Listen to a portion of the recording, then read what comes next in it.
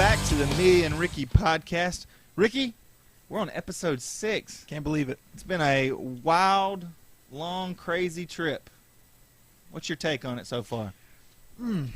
Highs, lows. What you thinking? Well, I think it's best summarized by a little talk I had with a professor, a friend of mine, over at Oxford. We were FaceTiming the other day. And, what? You have professor friends from Oxford? Yeah. What's his name? Newton? Anyway, so what I'm saying is... What's Newton's first name? What? I think you heard me. What's Newton's first name? Is it Isaac? Galileo. Anyway, so we were talking. Go ahead. So we were talking, and he said, Ricky, you know, I come for the philosophical discourse, but I stay for the poop chat. That's what he said. That's verbatim. That's it, man. That's a direct quote from Galileo Newton over at Oxford. It sounds fake when you say it like that. Because it is. But I think Mr. Newton is pretty wise. I think a lot of people have tuned in for the philosophical discourse. Yes, that's what he said. You know, I know you apologized last episode, or episode before last, excuse me, for your statements concerning excrement and the like. But, you know, I think it's really been the binding that held the podcast together. Glue. Exactly, the glue. Poop glue. Poop glue. All right, Ricky. Enough before you have to apologize again. I'm sorry. Last episode, we played a little game called The Rundown. And today, we're going to play it again, except it's back. The tables have turned. Ricky, it's time to play The Rundown.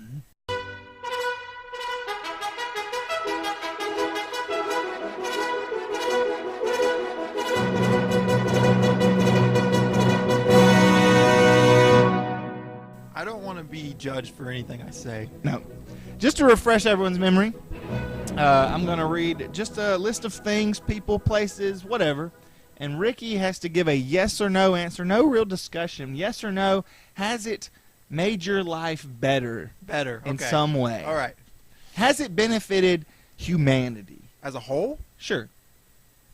This is big. This is big time. And some of these, I mean, there may be a lot of thought that has to go into your answer, but I want a yes or no. Do you understand the rules? I understand.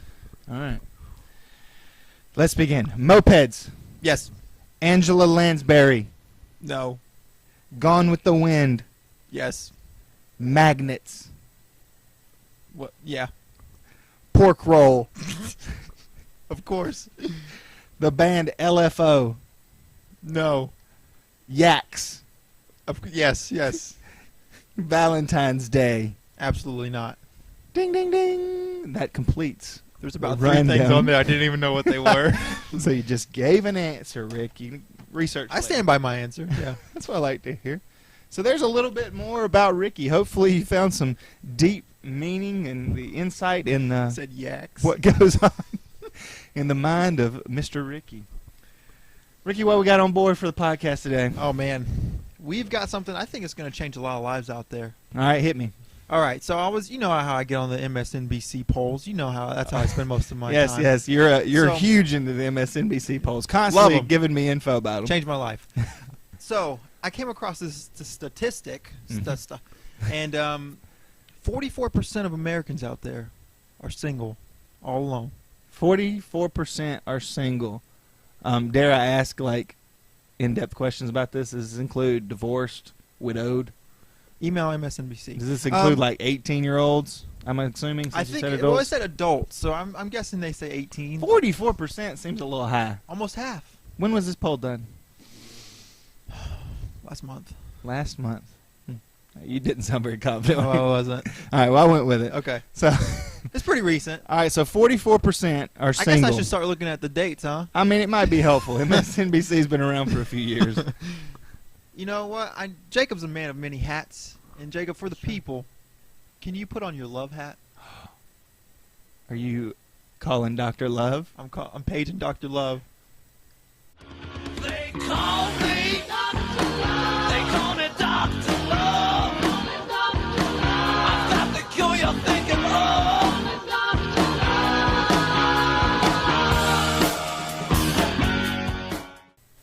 Now, when you say Dr. Love, you got your PhD in love? Man, it's more like an associate's degree, but I'm about 12 hours, credit hours away from getting that thing. Hey, that's pretty So, jumping from associate to... Well, I'm basically a doctor, basically. Well, you're most educated in it. Well, You're thank you. married. I am married, been happily married for 6.5 years-ish. Been dating. I've been Same married- woman for like 14, well, it was like 8 years before that, so it's not really dating 14. I guess we're still dating. That's why the marriage is so good. Why don't you rub it in that 44%, man? Jeez. Suck it, 44%. I've been married twice, so Whoa. yeah.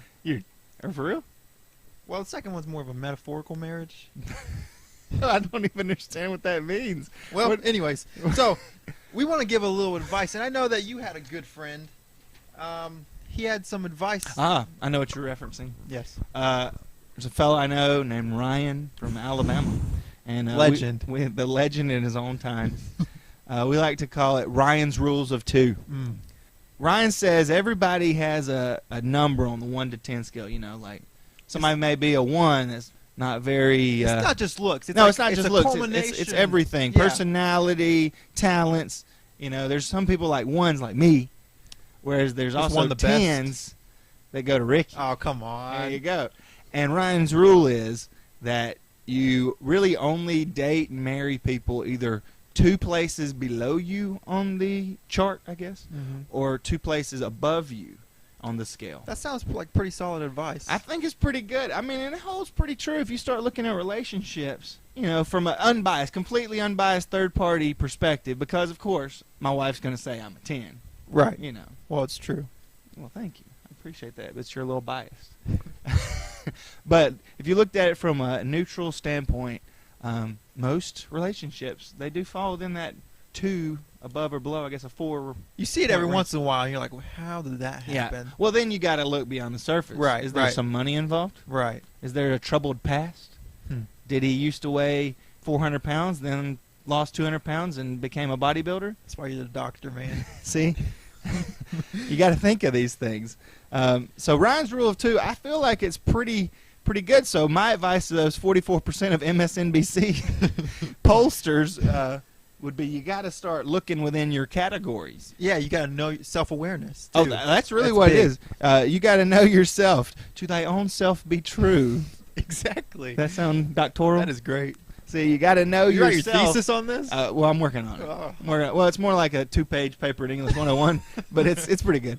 So you got to be aware of who you are. If I'm a 5, I need to be true to my 5-ness. Yes. So Um, 7's your match. Oh yeah, man. you go find You're you a pushing it. 7, and it may not work out. But then you take it back a notch. Maybe I can find a 6, maybe a 5. You can go down, too. But then be satisfied. If you find a 3, you're falling within your range. Yeah. Don't think of yourself as too high. That's Yeah. the problem. That's the problem. I would Yes. bet there's a lot of singles out there who put themselves too far up the scale. Maybe they need a real friend to say, "Bud, you're a 6." Yeah, man. Ricky, what would I be? You're a solid 10, man. You shut your mouth. What am I, Rick? 9. Rick. Point. 5. 9.5. All right, fine. I would say Ricky, since I'm being true, Ricky's about an 8 at this point in his life. But here's why you're an 8. Because you're still working on your degree. You're still working on a career. Wow, an 8. Yeah, I mean, you're doing pretty So I good. get a 10. I guess you could earn your way up to a 10. That's his rule. You got these couple Are you things- doubting Ryan? No, I'm just saying I'm Okay. doubting you. Oh.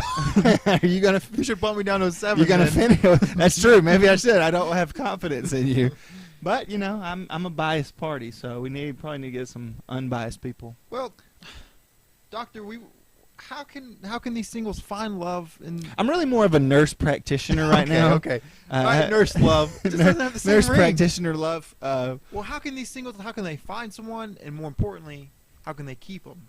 So you're asking me for some relationship yeah, advice. let's get some advice in there. Well, it basically comes down to 3 things: Mhm. communication, Mhm. consideration, Right. and if you're watching a TV series together, don't you dare go ahead and watch without her. Thought you were going 3 C's there. Well, I'll think of something later to summarize. Still working on it. Communication. You gotta learn how to talk. I don't like to talk very much. I'm not big on talking about my feelings. I know you are. Huge. That's why our yin and yang work so well That's together true. on the Me and Ricky podcast. You're a great listener. Well, I try. Actually, I'm not a very good listener. I always like to give my own advice, and that's something I have to work on. In communication, I understand my weaknesses, and we work around them. But the biggest thing is being willing to communicate. Are you taking notes? Yeah, I'm taking. Of Okay. course, I'm taking notes. Great. This, You can get to be a 10 one day. Consideration. You got to consider the other person's feelings and their joys and what they enjoy doing more than your own. wow. That's how you do it. It's really about sacrifice. You hear that? 44%. That's why there's so many out there. They don't know how to communicate, and they're not considered enough.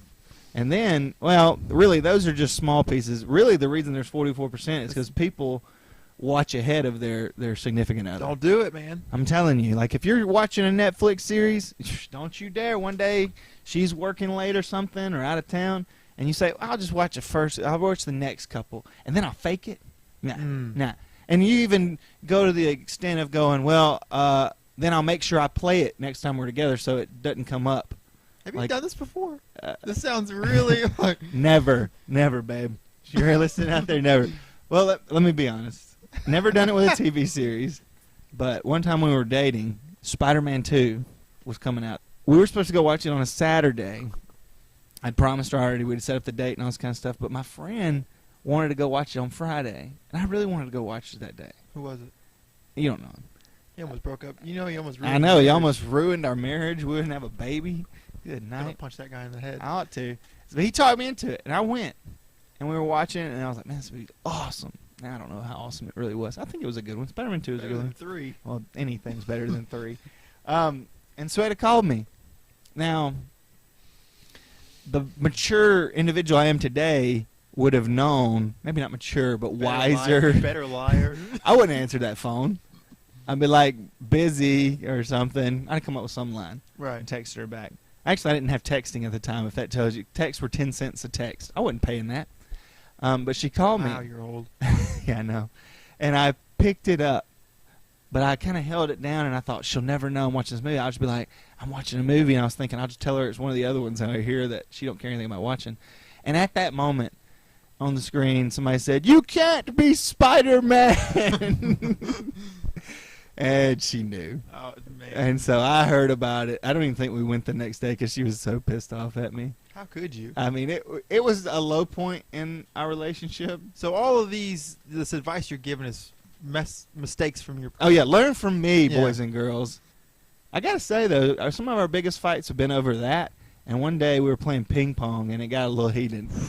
So, I mean, that's pretty good. Don't compete against each other. No. I've never. learned that. Sometimes one of you's got to be the bigger person and being willing to lose. That's just basically it. But then why even play? Yeah, but you got to play because sometimes people are like, Play to let's win, let's Jacob." play games. But here's the better thing: get with other couples or groups, and you play against Beat them. You play, yeah. Then you Yeah, can, but listen, hold on. You start losing to that other couple, and then you start arguing amongst each other. no, that's true. Don't lose. Problem solved, man. Boom. Problem Winners. Here it is. Marry a winner, guys. There it is. There it is. Don't you, All summed up. don't marry no loser. Also, Oh, my wife's not listening. well, you married a winner. No, because she married a loser. Ricky, you're solid 8 with possibility of upgrade. Yeah, I like that you gave me that room. Well, you know, That I wiggle room. like to keep you on your toes, keep you motivated towards something. What would make me go down? I don't know. Brushing my hair? Yeah, Ricky, your hair is too fabulous. If you started brushing it, be over. What would make me go down? Shave your beard? Oh, so you like the beard? Yeah. See, It feels nice. what the got a little weird. See, that's why our relationship works so well. My wife, she says sometimes she don't like the beard, and sometimes she's okay with it. So I get mixed signals. Well, she probably wants you to have a shorter beard. Here's tamed beard. here's an example of consideration. She knows I want a beard, Mm-hmm. and so she just doesn't argue with it anymore because Right. she's considerate of what I want. Mm-hmm. I think that's very big of her. It is big of her. Yeah, so it's made the relationship work. She doesn't. Does she have like a length she likes better? She likes it trimmed a little bit, but I don't like to trim it. And so I now wouldn't like to trim we it. found a happy medium somewhere. Hey, we're gonna put your beard on my face. Dude, I am getting ready to trim it in the next few weeks, and so stay tuned, listeners. Because by the way, Ooh, tell 'em. big Tell announcement! 'em. Big announcement! We're working on becoming a video podcast. It's gonna be also. fabulous. Fabulous. We got a green screen working. Oh. You know, we can so that way we can put ourselves on top of Niagara We Falls. got our team assembled. We got our team ready to go. We got a new microphone coming in. Yes. So technologically, Producers. Yep. Well, I don't think we have producer. Oh, yeah, producers. Producers. We got interns. Yeah. Sweet. We're like interns. Because I'm parched right now. I What's could an use. intern really? I don't know. Somebody that Unpaid? fetches me something to drink. Yeah, we're not paid either. Ricky, it seems like we've come to the end of a fun-filled, informative podcast. Wow. I've learned so much. I think this is our best episode yet. What do you think? Can't top our poop one. Wiping, excuse me. How to wipe your butt. That was informational as well. Yeah, right. And if you didn't learn something from that, you're a know-it-all. Yeah, for real. Get out of here. Get out of here with that, because we like to fill in information gaps for the masses. Yeah. Drop knowledge. Boom, dropping it like it's Boom. this microphone. Don't drop that microphone. It's a good pretend.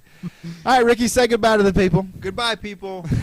That was Ricky's. Goodbye, friends. Oh, yeah, because we don't have fans. We have friends. That's right. So, friends, thanks for listening. We'll catch you next time.